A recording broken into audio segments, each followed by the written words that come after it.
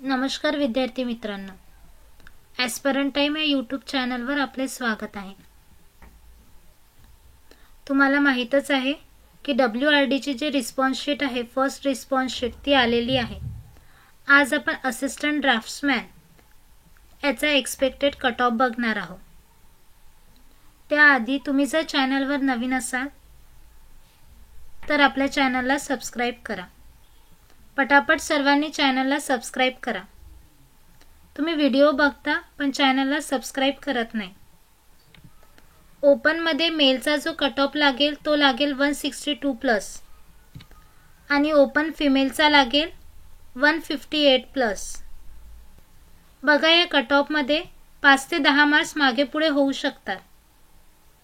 बघा, ओबीसीचा cut off, OBC मध्ये मेलचा cut off 160 plus जाऊ शकतो आणि ओबीसी मध्ये फिमेलचा कट ऑफ 157 प्लस जाऊ शकतो।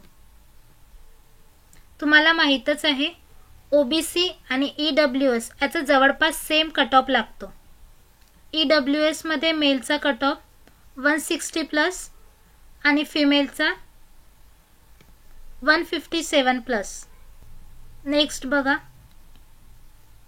एनटी मध्ये मेलचा जो कट ऑफ आहे तो 157 प्लस जाऊ शकतो आणि फिमेलचा 154 प्लस जाऊ शकतो।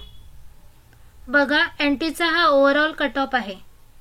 नंतर बघा एससीचा, एससी मध्ये मेलचा कट ऑफ जाऊ शकतो 155 प्लस आणि फिमेलचा जाऊ शकतो 152 प्लस। एसटी मध्ये मेलचा कट ऑफ जाऊ शकतो 150 प्लस आणि एसटी मध्ये फिमेलचा कट ऑफ जाऊ शकतो 146 प्लस। बघा, हा कट ऑफ मी तुम्हाला माझ्या अंदाजानुसार सांगितलेला आहे।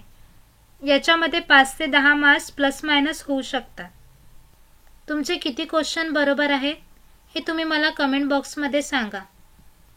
बघा, जो असिस्टंट ड्राफ्ट्समॅनचा जो कट ऑफ आहे याचा कट ऑफ खूप जास्त जाणार नाही, कारण याच्या जागा पण खूप कमी होत्या आणि खूप कमी लोकांनी हा फॉर्म भरलेला आहे।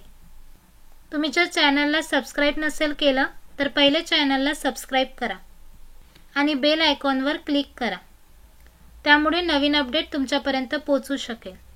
व्हिडिओला एक लाईक नक्की करा। धन्यवाद।